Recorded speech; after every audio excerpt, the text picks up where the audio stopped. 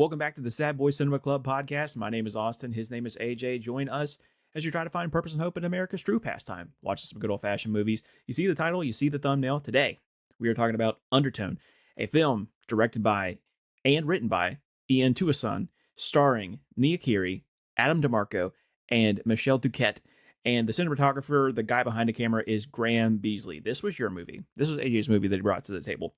And I kind of want to pick your brain a little bit as to why you landed on this one, because you admitted to me at the end of last week's pod that you have been putting me into Tubi Hell. And while I very much appreciate getting out of Tubi Hell, certainly, I am curious how you landed on this movie in particular. So the reason that I picked this movie in particular was because it was one I'd wanted to see, and I remember we had talked about it in our friend group. This was one that you also wanted to see, and just both were too poor to catch it in theaters. But honestly, I think that adds to the whole movie experience. I watched this once on my phone, and I watched it once on TV. Simple enough, honestly. So without further ado, why don't you just go ahead and kick us off? The film opens with Evie Babbage off camera singing Baba Black Sheep to her terminally ill mother. The room is filled with home health equipment and religious mementos, First Communion certificates, rosaries, a whole bunch of different religious iconography. And after prepping some tea, checking on her mom, Evie heads downstairs, kills the lights, and sits in her dining room table. The clock shows 2:45 a.m., and she puts on a noise-canceling headphones to record her paranormal podcast, Undertone, over a FaceTime with her London-based co-host, Justin Manuel. So before recording, they catch up, they have the small talk. Justin asks Evie, how she's holding up, and she kind of just says, I'm ready for this chapter to be over with, referring to, being the caretaker for her mother who's ill and dealing with the weight of the world that all that brings. Justin then asks why Evie's boyfriend, Darren, isn't helping. And at first, when they start talking about this, I thought Darren was a brother of Evie's and not a boyfriend, because Justin was like, well, he could at least drop off food. And I'm like, well, if that's a boyfriend, that's a weird thing to want him to do. Like, you would want him to be there with you. At least I would think so. Evie defends Darren, but admits Justin was right about him a year ago. She deflects by asking Justin about his partner, Deb, who he's pretty evasive about, mentioning they might get a cat. Justin notes he's been gone for 5 years. Evie insists it's been closer to 10. And Justin then offers to fly in to help Evie. Evie, politely declines, and Justin says, hey, are you sure you even want to record tonight? And Evie responds by saying, this is the only thing that's keeping me sane. To which Justin then responds, I would have thought that would have been the other way around, because their podcast is about like paranormal, supernatural, freaky shit.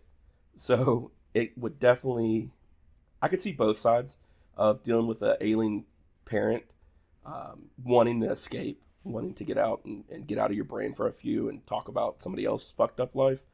But I also could see Justin's side and being like, okay, you're dealing with so much shit right now. Do you want to add more creepy stuff to your life? The dynamic of this podcast is that Evie is the skeptic who is always quick to find a situation why that wasn't the Mothman, or why you don't have ghosts. She's always the debunker, where Justin she calls the Santa Claus believer, and honestly he believes in anything and goes into it with an open mind, much more so than Evie. Kind of like us. I mean, I have fully been a believer of Mothman and the Flatwoods Monster and Skinwalkers. So you can take that shenanigans with you. I am on the side of the believers here. They begin their episode and they just they dive right into it, and it's a cryptic email from a scrambled address that just looks like a whole bunch of just random letters that the podcast had got. And the episode title, or not episode title, the email title is just LOL in all caps. And it contains 10 audio files and a message, atonement at tenant, with a smiley face. They decide to listen to the files live on air. Evie makes fun of Justin, thinking that it's probably just a kid's prank and that he's definitely going to get a virus. But honestly, I feel like if you have a show like this where you've got interactions, where you've got, people sending you files and sending you just different shit, like you're going to need to click on some sketchy links. I mean, I've killed many a computer for with AIDS thanks to LimeWire and Kazaa. You doing that in your youth and me doing that in my youth also to download a Dragon Scimitar from RuneScape as the mouse cursor, that is fundamentally different than what they're doing now, because both of us are unfortunately victims of corporate capitalism, and we know that this is a phishing scam. Just don't click the links. This whole thing, we'll get into like all the shenanigans later, but this whole thing could have been avoided if they just didn't click the links. If they were going to, if anyone is listening to this potentially and wants to do something like this and wants like feedback from that, there are Do it. ways, there are programs to circumvent that, to avoid your computer and your information being leaked in any potential way. They are out there. Don't just click on stuff willy-nilly like these two bumbling idiots are about to. They immediately play the first file, and we quickly learn that it's a couple, and that their names are Mike and Jessa. Mike is recording them sleeping because he wants to show Jessa that, hey, you talk in your sleep. Jessa's, like any typical. I know if I told my wife she snored or anything like that, she'd be like, no, I don't. So Jessa is very much against being recorded. I think I'm not really sure why. I mean, it is kind of strange to record yourself sleeping.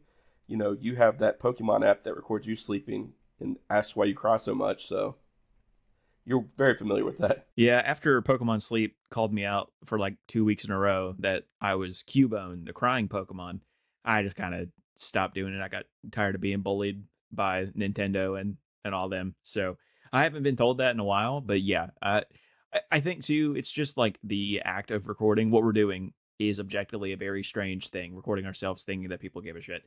I run 3 other social media accounts where my face has been plastered over, at this point, thousands of videos. And it's very silly to assume that when you're doing it, people will give a shit. So I think that it's just like a visceral, like, ew, don't record me kind of thing from her, not anything more than that, really. And that's something too. Like, I feel honestly, the hardest thing to listen to is your own voice on record. I hate hearing my own voice. I've where I went to school for broadcasting, we had to listen to our voice all the time, and it never got easier. We learned that Mike and Jessa have nicknames for each other, little cute pet names, and Mike is Baba, and Jessa is Baba, and Mike is Ba. 4 hours in, a whole lot of nothing happens, and then there's a bump in the audio. Justin skips forward to it, and it's someone sleepily singing London Bridge is Falling Down. Not the Fergie version, but the classic nursery rhyme. And then we move on to file 2. With they're hooked at this point. They know they've got something a little strange. There's a lot of back and forth banter between the two friends. And in file 2, Jessa now believes Mike. She believes that that she does talk in her sleep. They skip ahead. We hear someone leave the bed, followed by children's voices singing in reverse, and Mike coaxes Jessa back to bed. How did you like the telling of the story through the progression of the files? I thought it was perfectly fine. This is a medium that is very underserved as a market. When you think of horror, you think of the slasher films, you think of paranormal films like Insidious, for instance. This particular thing, this audio horror, is relatively new. It isn't new in the space of podcasts, what they're doing, and also audio books, but in movies in particular, that is very new. There's so much negative space that happens in this movie visually that you absolutely have to rely on the very crisp audio that is part of this movie, even down to like the small details. Like, I'm not going to do it here because it'll trip my audio out, but she, at one point, Evie grabbed her microphone head. Why? I don't know. But you could hear her grab the microphone head, which, again, very crisp, clean audio. Those are the things that are needed in this kind of film, because when we're hearing all of these things, we're not seeing anything. We are seeing audiographs on the screen, and objectively, nothing is happening. I would make the argument that you could watch this movie and do literally anything else, but as long as you're listening, you would still get everything on it because the audio quality is that good.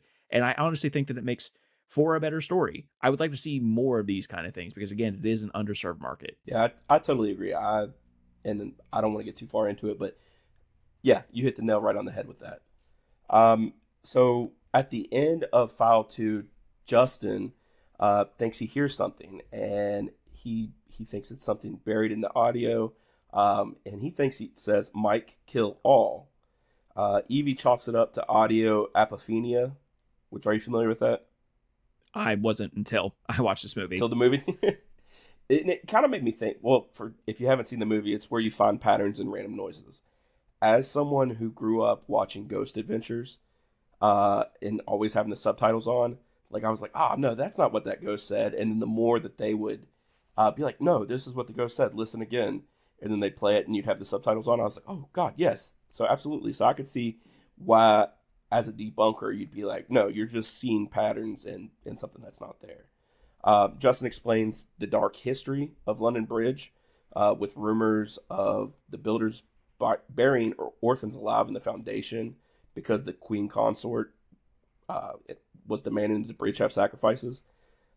Evie notes that most nursery rhymes are messed up, like Rockabye Baby, how it ends in the baby's death, and asks Justin to look up Baa Baa Black Sheep because that's the song her mom used to sing to her all the time. Where after Justin looks it up, he finds the dark theory that there's a farmer's family that starved to death because their black wool was worthless for the sheep's, and the villagers found the sheep eating the family's bodies.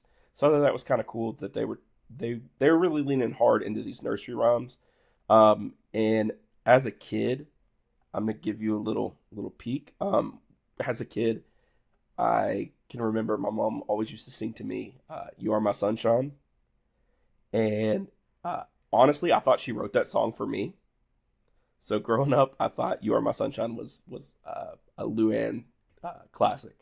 So it broke my heart when I realized that it was somebody else's song that she just took over and used for me.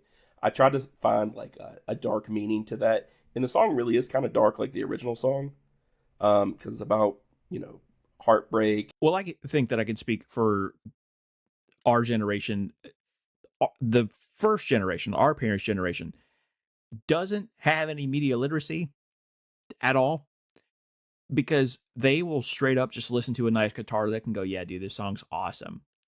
And then not listen to any of the lyrics. And it can be the most socialist, progressive, communist shit.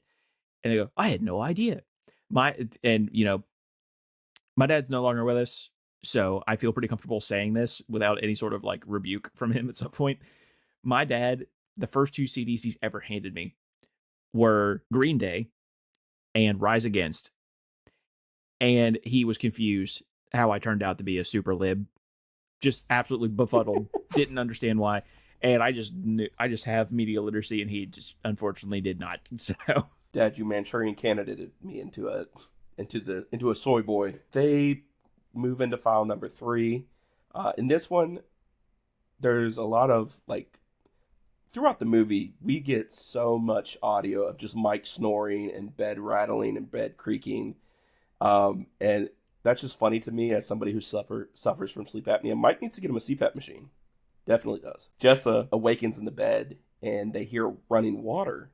So Mike, gets up, having to be the boyfriend or husband of man of the house, and has to go investigate and discovers that the sink's running.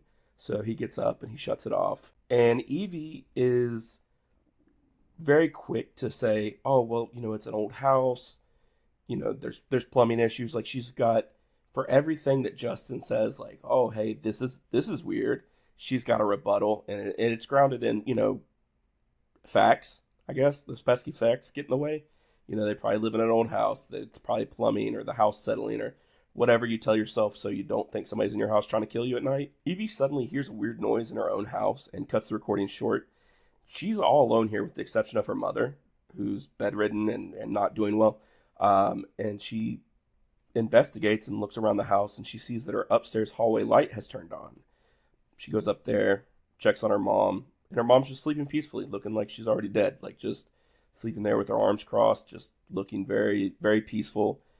The next morning, we hear a voicemail from her mother calling to Evie, inviting her to go to Mass. And in the bathroom, Evie's throwing up. She calls her doctor to schedule a pregnancy test.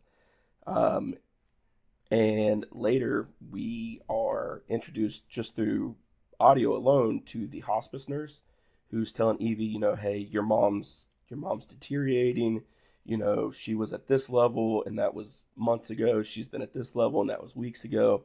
Now she's at this level, especially since she's not eating or drinking.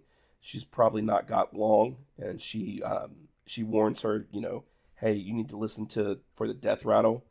Um, and so Evie is, mentally preparing herself for the fact that, hey, we're probably in the final moments or in the final days of my life with my mom.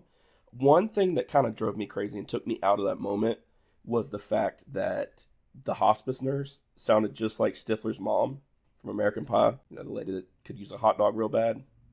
Or no, Oh did you not yeah, see American Pie? Oh, yeah. I've not seen American Pie, but the needing a hot dog real bad. Yeah, of course, iconic. Yeah, I've heard it. yeah. Okay.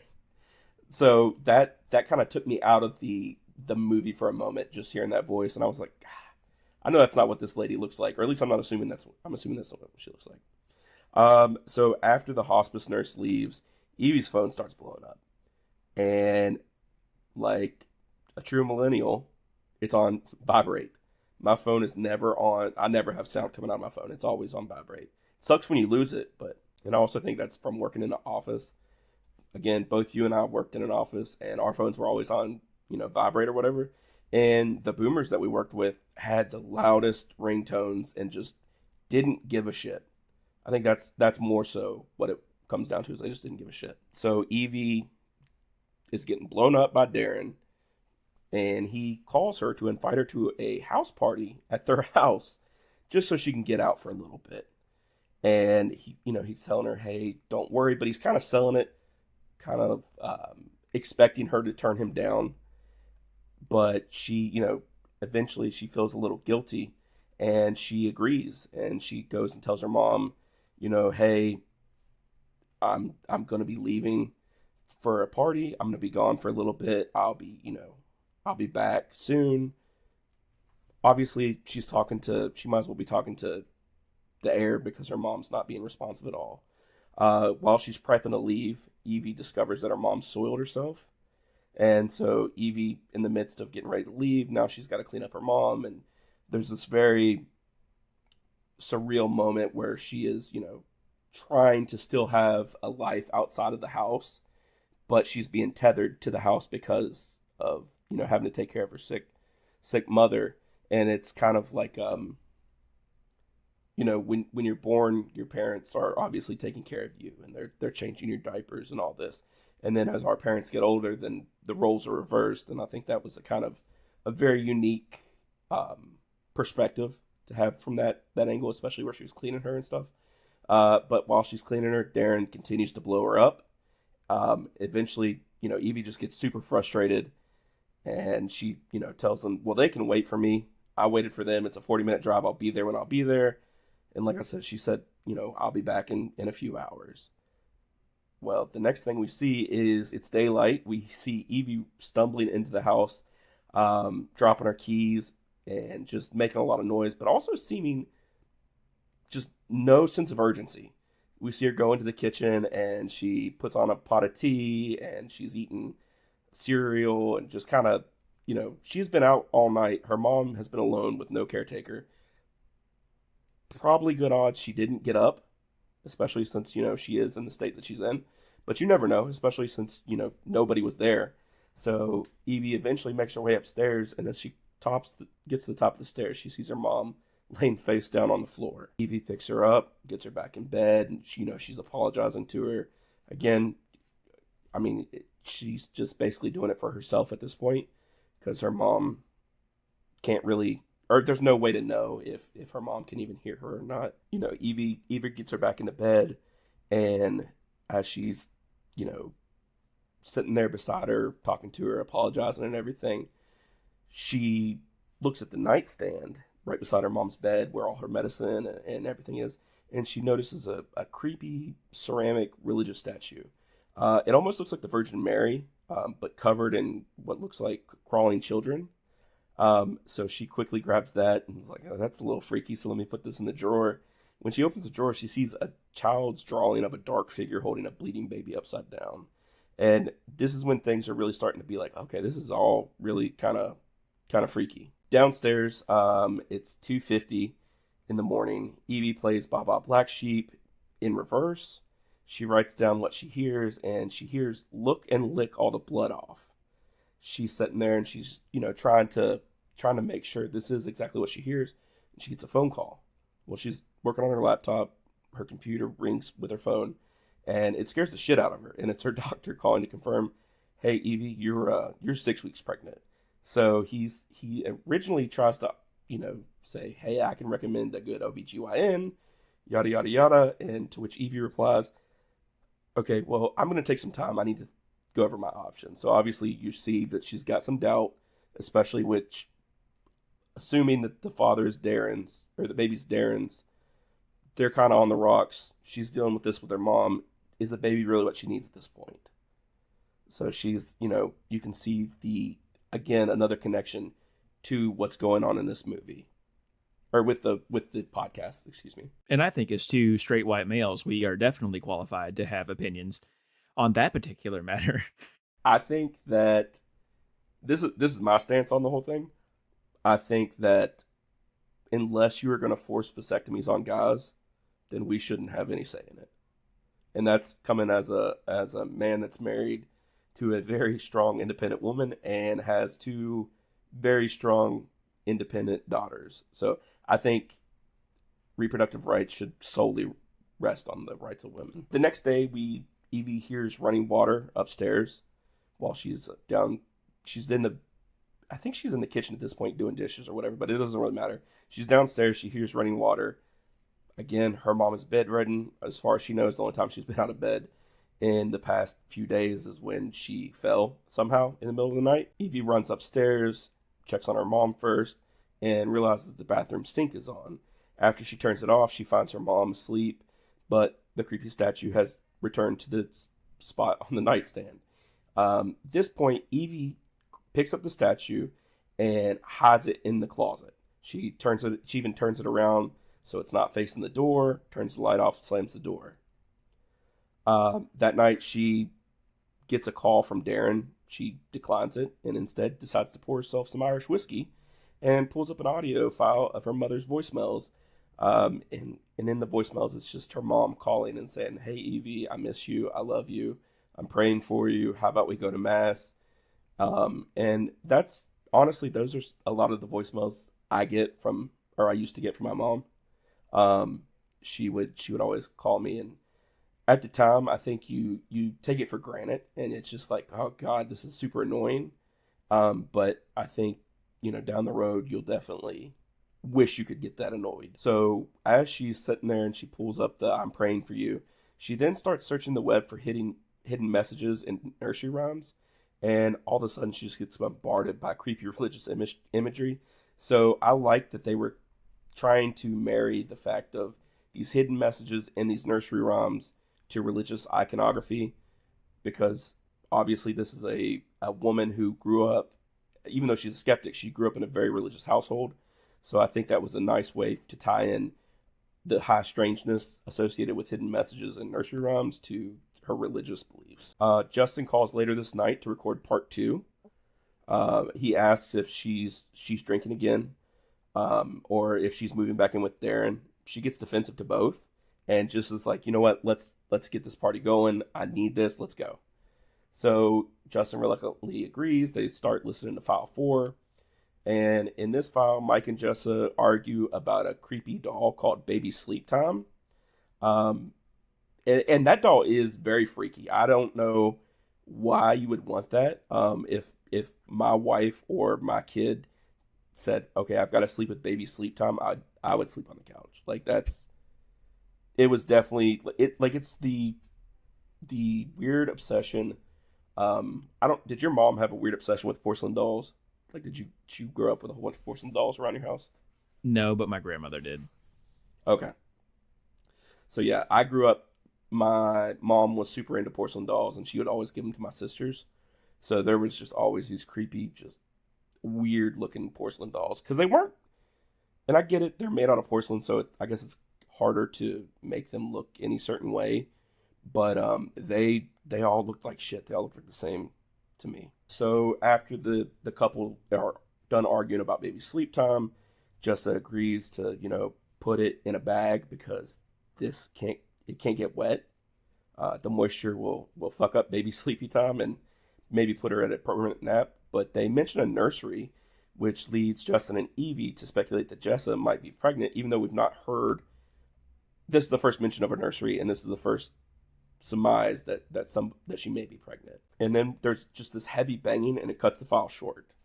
They immediately move into file 5, where the banging continues, and Jessa repeatedly chants "Uezba Niimok," and I'm probably butchering that.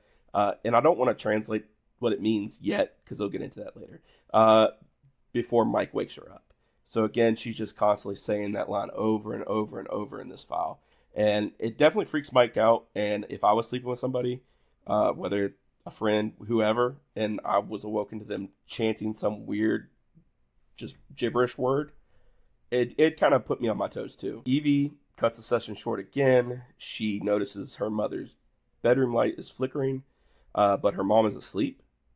Evie works late into the night analyzing the audio and realizes that the words that are being said is "come in Abazu" in reverse. At 3 a.m., her own living room lights flickers. And again, 3 a.m. is the witching hour. Did you ever have a time, if you stayed up till a certain point in the night, you felt like strange shit was going to happen, but if you went to bed before that or after that, you'd be fine? Or is that just my crazy brain? Yeah, I think it might just be your crazy brain. There was a general rule in the house that nothing good happens after midnight, which I'm pretty sure my dad just stole from How I Met Your Mother. So that was like the bar. If we were going to be out, be back before midnight. But no, there wasn't this paranormal idea that if I stayed up at the witching hour 3 a.m. that because I did that something like I would be open to a paranormal thing. No, absolutely not. I struggle with insomnia, and so I always would just freak out if I thought about just the idea of my brain going into autopilot and letting me sleep. So I always would try. My dad worked overnights at the coal mines, so I would always try to stay up when I could till 5 a.m. because I knew he was going to be home soon, and I felt like I could. Okay, if something happens, he's gonna be here. He's gonna be the man of the house. So I think that has more to do with it as the fact that I was had suffering from insomnia than believing in the witching hour. I think it was just more so my brain couldn't comprehend or that you go pretty much into autopilot when you go to sleep. Like I said, Evie's own lights begin to flicker in the living room. She sees a figure, and we hear a wheezing, and then we hear like this constant clicking, like a repetitive, and Evie looks over and she sees the figure that looks like her mother. Well, Evie jolts awake because it was a dream and she'd fallen asleep on her keyboard. So that I thought that was kind of cool. Later, she connects with Justin. He explains that Abazu is was a mythological demon from the Abrahamic religions, and she was a woman who was infertile, who would break into pregnant women's houses and kill their babies. And so she was mentioned in King Solomon's text that she was caught by Solomon and hung in front of the temple, and then she basically kind of like cursed the world. And so she now is just this infertile demon that roams the world who just kills babies out of jealousy. He adds later that she supposedly possessed the statue of Saint Rita of Cassica, which is the patron saint of cursed mothers. And honestly, that's got to be like, why make her a saint at that point? Like, that's the worst saint. Like, if somebody's like, hey, you got to pray to Saint Rita Cassia because you're a cursed mother.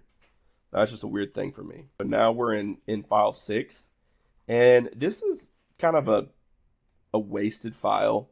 It's really just Mike talking to Jessa about her nightmares. There's not really a lot of illuminating information or anything that changes the trajectory of the story. So like I said, it's just a real short, quick throwaway file. They move into file 7, where Jessa asks about the bag for the baby sleepy time. And then they go to sleep. We hear Mike snore, the bed rattle, the covers move, And Mike is awoken by a baby crying. And when he looks over and finds Jessa's not in bed, he goes out searching for her. He eventually finds her. She's hysterical, and she is screaming that there is a baby in the sink. Mike can't see it because obviously he thinks Jessa is having a nightmare and sleepwalking. So he tries to comfort Jessa, and they eventually go back to bed, and the file ends. At this point, Justin's getting really freaked out, so he's like, you know what? I'm gonna email the sender for answers. I need closure. I need to know what's happening in this. I need to know if there more information about Mike and Jessa. So he reaches out and sends an email, and it quickly comes back to as undeliverable, and the email address was come in Abazu in reverse. So it's all they fucked up at this point, and I think they're slowly starting to realize it. Justin more quickly than Evie. File 8 begins with a loud banging, and then we hear Baba Black Sheep play, followed by baby cooing, and Jessa screams, "I saw her." And in this file is when it really starts to make me question what's real in this movie, because the whole time it's been known in this movie that Baba Black Sheep is Evie's song. That's the song her mom sang to her. That's what she has a connection to. And if you remember in the beginning of these series of files, they were listed. It was London Bridge was falling down. So at this point, I was really starting to try to wrap my head around and try to solve what's going on. Try to put my Evie thinking cap on and try to debunk this. But it definitely goes downhill quick after this. Justin shares a terrifying article that he finds, and it's about a psychologist who studied two women who were obsessed with the phrase "come in Abazu." One of the women drowned her 9-month-old in a sink, and the other was a pregnant ceramics artist. She made hundreds of figurines of dead children before committing suicide, and she was 5 months pregnant when she did that. Terrified, Justin wants to just trash the episode, and Evie insists they finish it next week as a two-parter and plugs their live call-in show. I think that speaks more to you about not trashing an episode. I've been real quick to want to throw away certain episodes, especially the Double Trouble one, and you gotta see it through. So Yeah. So by the time that this comes out, the episode that I had a very horrible audio issue will have already come out. It's one thing, just a little sneak peek for our viewers here. We record, usually takes like an hour, maybe a little longer, depending on how much we yap. That's the easiest part of this entire process because the export takes a long time. I have to make sure that the audio is good. 9 times out of 10 it is, but Riverside is on some fuck shit a lot of the times and then kills my audio for some reason. Other times, like I did test out and see if an audio was working. I, for whatever reason, couldn't hear it through my desktop speakers that it was bad. And then when I went to edit the video, it was bad. And so at that point, you have the hour and whatever it takes to record. You have, let's say, another 30 minutes to export everything over because they're individual files that I'm splicing together. After the edit, I'm in like 4, maybe 5 hours. And that's not even talking about the potential short form clips that we post on TikTok to try and find and like skim through and get all the information for that.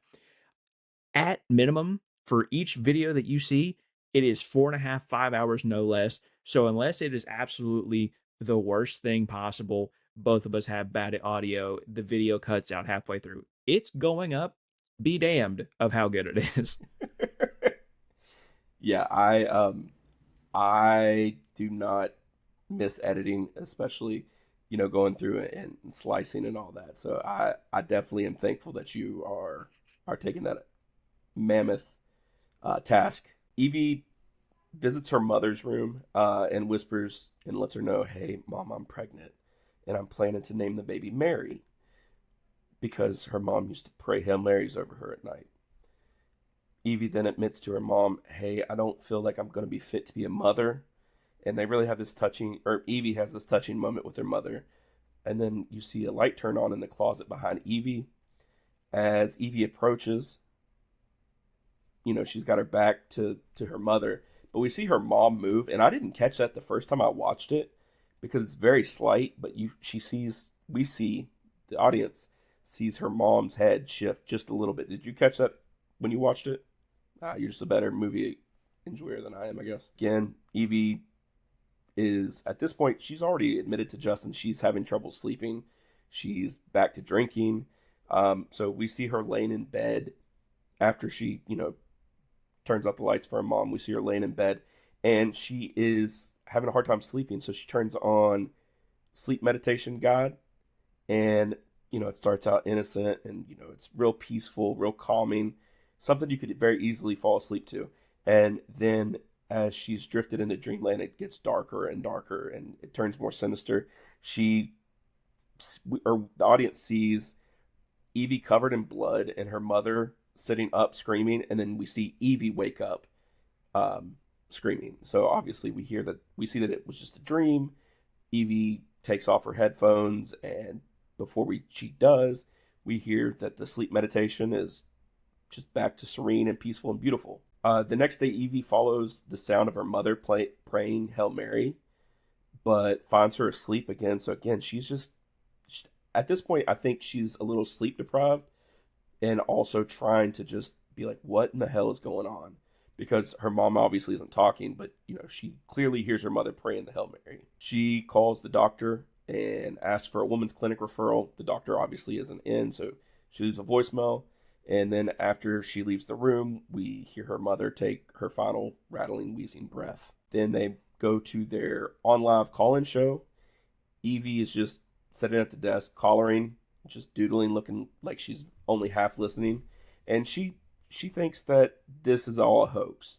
She thinks it's easily to see. This is all a hoax. People love to hear the sound of their own voice. I can't believe we've fallen for this, but let's go ahead and play these last two files just to be done with it.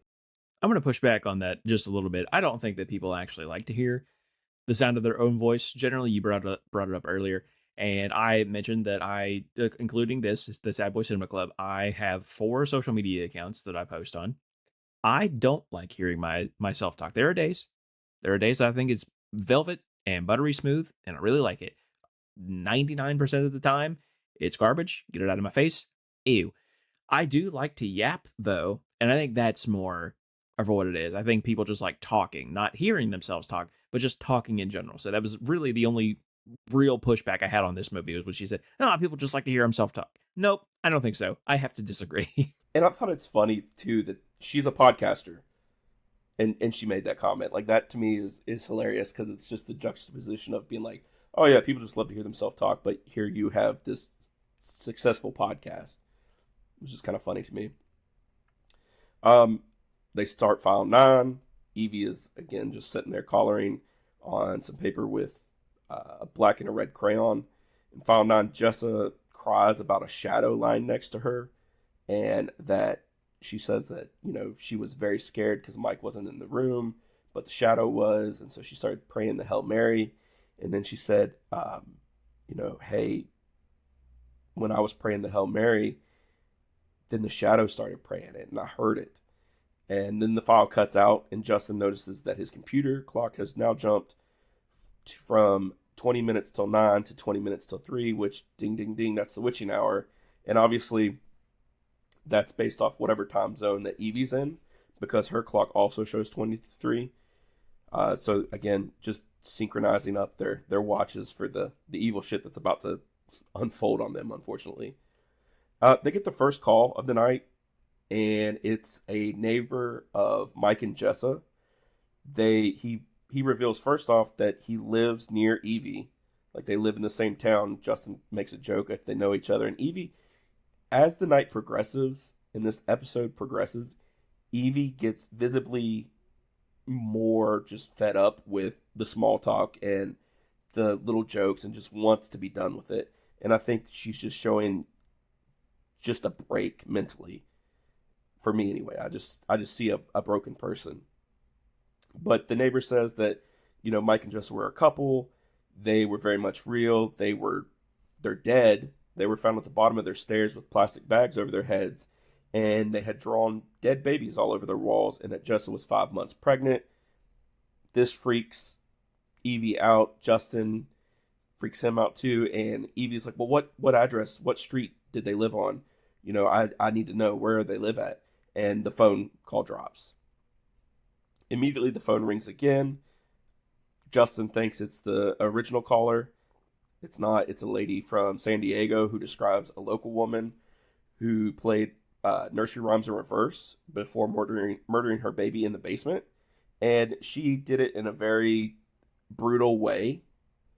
And so the caller was like, that's something that stuck with me. And so when Justin and Evie try to ask her for any details about, do you remember her name or what happened? And the lady's like, no, I was just a kid. So at this point, Evie stops collaring and begins to smile after this phone call. And just, again, she says this is all a joke. Justin warns her that maybe they shouldn't listen to the last file. That tenant from the email is a palindrome, warning them not to play the 10th file. Evie forces him to play it anyway. Justin reluctantly, ever the good friend or good co-host agrees. They start the 10th file. Jessa is very feverish in this. Mike tells her she's, hot to the touch. He's got to take her to the hospital. And in this file, we hear Jessa say, look, I can lick all the blood off now. And she actually calls, instead of calling Mike's name, she calls Justin's name. And the clock hits 3 a.m. and the file stops. Or they think the file stops. Evie asks Justin if he stopped playing it. He says, no, I didn't touch it. And then all of a sudden we hear Baba Black Sheep playing in reverse in what we think is Evie's house, but it's actually the tape or the file. And while that's happening, her lights shatter. Evie's do. A caller dials in. Again, they answer it. And they just start chanting, I want to speak to Mary. I want to speak to Mary. I want to speak to Mary. And at this point, Justin's like, there's no Mary here. I don't know what you're talking about. So they hang up. Then another caller calls in and laughs and says, you shouldn't have called out to Abazu. She waits in the 10th file. You shouldn't have done that. So again, at this point, Justin is firmly freaked out. Evie's kind of starting to see the big picture of, okay, wait, maybe we fucked up listening to this 10th file. It was there all along. We shouldn't have done it, yada, yada, yada. Evie looks down at her drawings and realizes this whole time she's been sketching the same demonic imagery that was in her mom's drawer. A final caller is named Abby. And Abby is calling to... You hear a baby crying in the background of Abby's phone call. And she's just like, I'm not a good mom. I can't deal with this. My baby won't stop crying. I'm a bad mom. I've got to fix it. I've got to fix it. And we think that Evie is going to talk her down. She tries to connect with her and tell her, hey, you're doing fine. Your baby's going to be okay. Trying to talk her through this. And eventually, towards the end of that phone call, Evie tells Abby, you are a good person. I know you're a good person. And eventually she admits, hey, I murdered my mother. So that was kind of weird. She was like, I killed my mommy. As she confessed that she ignored her mother's declining health, and by the time she went to help her, it was too late. So I think there was a lot of regret there in Evie's admission that she killed her mommy. Abby then begins to laugh demonically and says it's too late, and then you hear this thumping, just a repetitive thumping, and Evie's house then turns blood red. Justin just tells Evie, run, get out of the house. Chanting begins again for come in, Abazu, but in reverse. Just echoes throughout the house. Then everything just kind of calms down. It's the light of day, but everything's fucked up in this house. Lights are swinging. There's chairs on the ceiling. There's shit on the counter. I couldn't decide if that was blood or food, but the house is just in disarray. And obviously the light of day revealed just how fucked up the house is. And we see now also that Evie actually smothered her mother with a plastic bag. Evie goes into her mom's room. The bed's empty, except for that creepy statue from the closet is just made up, standing on a perfectly made bed. And then we see Evie's mom standing in the bathroom with her back towards Evie, and she starts walking backwards, gets to Evie. The screen cuts to black as we hear demonic voice whispering, "Come in, Avizu," and that's how the movie ends. The ending was honestly so well done that it made up for some of the inadequacies that this film does have. There's a shot, my favorite shot in the entire film, right before she goes upstairs and we see her mother and the statue and all these things, where it is pitch dark upstairs and there's an emanating light coming from the doorway, I'm assuming, and it's split exactly like this right down the middle.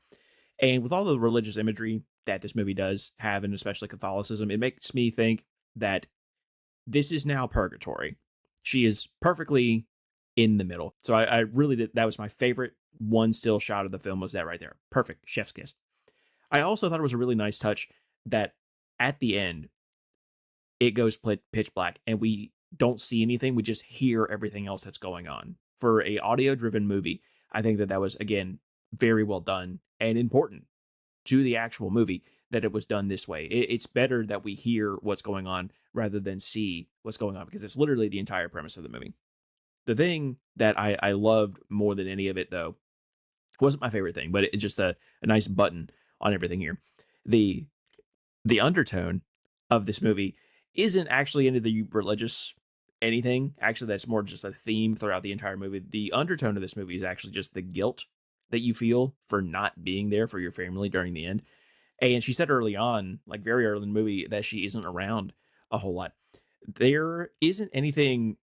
I don't feel like it's really anything supernatural.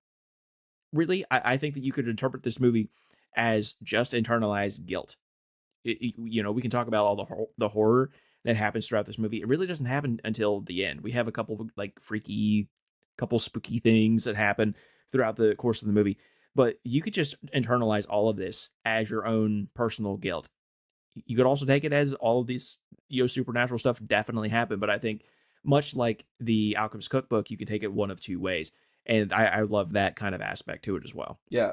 Also, too, talking about purgatory, it's like you're in your own personal hell with all the guilt and the dread.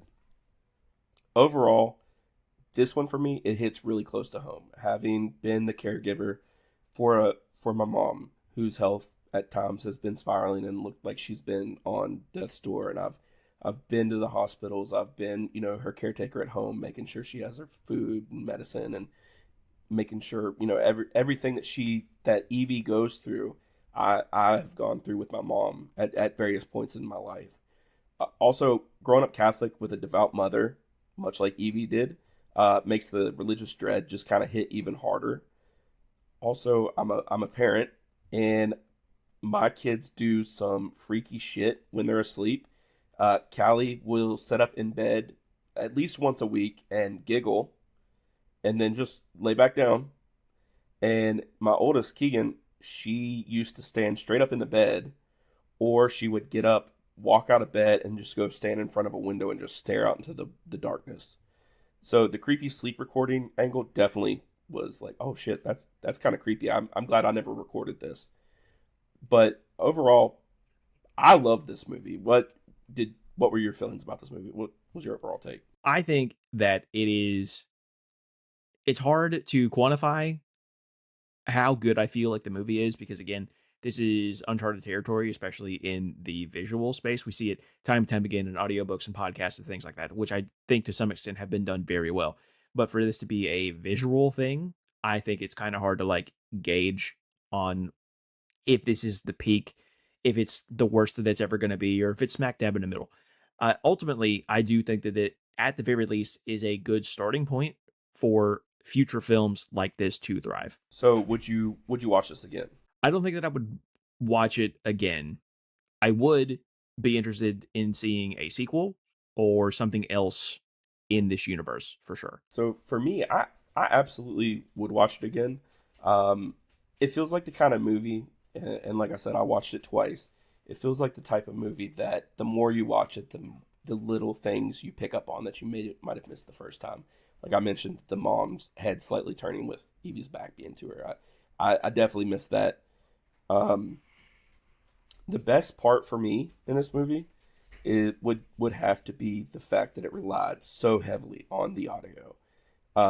Using the podcast setup, showing the editing software and the soundproof headphones, and every time she'd put those on, she would just shut out the rest of the world. And I loved how that built the tension. It was just brilliant to me. It brought me right back, honestly, to my college days when I would be in the radio lab for untold hours over at State. It feels dumb to say that the audio is the best part of this movie, but it absolutely is. And for the reasons that I talked about earlier, you can hear the little details as little as her actually grabbing the microphone and hearing her grasp it. That's something that could have been left out of the movie. It could have been just like skimmed over, but the fact that they left it in, nice touch, obviously. I I will say that there are some things that bothered me about the movie, about, not even necessarily things that would change, just things that I didn't think were very good. The acting, especially the conversations between Evie and Justin, didn't feel organic in a lot of ways. It felt very much like these two actors were acting without partners for a lot of it. And the scene toward the end when Justin is trying to get these audio files out of here, no, we shouldn't click on it, blah, blah, blah. The crash out scene with those two was so melodramatic to me. It felt like they didn't have any chemistry because I crashed out harder on you when we were watching Shapeshifter and you were trying to convince me that this was a good movie. So there's no way that what I saw from Evie and Justy in that scene, there's no way that you could convince me in that moment that they were friends, that they cared about each other, anything like that. If you, especially people our age, and especially in the gaming scene, if you don't crash out on your friend, like someone you absolutely love and care for, if you don't crash out on them, I don't really think that you're friends, honestly. And again, I crashed out on you, and there's video proof because we posted it already. I think that I crashed out on you harder over Shapeshifter than these two did about dying. Hey, listen, I know you unleashed the devil, but it's all right. Like, yeah, I totally agree. To me, this kind of felt like a COVID era movie. Just the fact, like, it was a small cast. There wasn't really a lot of interaction. In fact, the only actors we see on screen are Evie and her mother, and they're never really super close. So I think that, and going back to the conversations between Justin and Evie, I think they do sound just kind of formal. Like you can tell they are good at their podcasts. So I think you can tell that they've got this script they follow, and by God, it doesn't matter if the devil's coming through the audio, they're going to stick to that script. For me, the worst part of this movie was, and I totally get it, and much like every other movie that we've said, these are things that we hate and things that we wish we could change, but we understand that we can't because it tells the story or drives the story or it's pivotal to the movie. Abazu is a child stealing demon. He, she kills babies. I get that. That's the nature of the beast. The phone call where she is talking, where Evie and Abby are talking, and you hear what Abby is obviously what her solution is to stop the baby from crying. That was a very hard thing to listen to for me. Yeah, it was definitely a hard watch as someone who doesn't have any children. I can only imagine. It it does a good job at, I don't want to call it preying on emotions, but that's kind of what it is. It's supposed to tap into things that make you uncomfortable. And there is something in this aspect that I feel a lot of people can relate to, whether that's your religious upbringing or, a loss of a child or a potential loss of a child or your family deteriorating in health. Like there's a lot of things you can tap into, and that kind of gives credence to how this is supposed to be a horror film. So, what is the thing that you would change on this movie? Honestly, and this is a first, I think. I don't think that I would change anything, not for some like unappreciated love for the movie. I just feel like this is exactly how it had to be because the medium is so new. I will say that in the podcast, when they're podcasting back and forth, it seems like two people hanging out rather than having a script sometimes, because it kind of seems like they're like fumbling on air trying to like look up stuff and then talk about it later. And it's not that we don't have this in our own podcast journey, but those are edited out. And if that's the case, I need to see Evie or Justin in a 4-hour long edit bay. I need to see that. Unless you're just sending it off to have somebody else edit it, which I mean, if you got it like that, for sure. But we don't have it Fiverr.com. like that yet. So Yeah, they definitely, you don't want to see how the sausage is getting made, and they don't show it in this movie. For me, my least favorite thing, or the thing I would change in this one, honestly, I don't think there is much I would change about it. I guess if I had to do one, it'd be the ending. I would just want a more finality to it. I would want to see, the outcome. Like, okay, did this really happen, or is this just Evie's exhausted and she's blaming herself and this is self-guilt, and is this something she's imagined, or is this something that actually happened? So I would like to see, like, even if you just did like the police coming to do a welfare check. I'm a loser. L L take. Ambiguity is good in movies, in any sort of media ever. Ambiguity is good. I'll die on that hill. This is obviously very tonally different than what I'm getting ready to talk about. Ted Lasso, season 3 ending, I feel like is very good because of the ambiguity. And we're getting ready to ruin that with season 4. I'm really pissed off about it. So yeah, L take by you. Ambiguity is good in any sort of media. So everybody wants to know, what did you rate it as on Letterboxd? I gave it a very respectable 3.5. Again, I talked earlier about this being very new to the medium. I don't know if this is the best that it'll ever be. I don't know if this is the ground floor. So, because of all those things, until I see other movies like this and can compare it to something, I feel like this is a pretty good standard bearer until somebody can beat it. Absolutely. I think this is actually the first time we've both rated a movie the same score. I gave it a three and a Huge. half. Yeah. First time. Huge.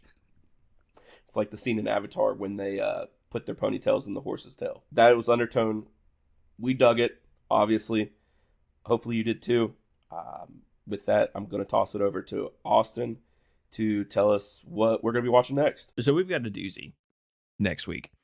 And, social media is such a strange thing. It's a weird thing to even like put yourself out on the internet. I was probably never going to suggest this movie. However, because across our Facebook page and our TikTok page, these videos did pretty well, I am going to bring this to the table. Next week, free on YouTube, we're going to be watching Turbo, a Power Rangers movie.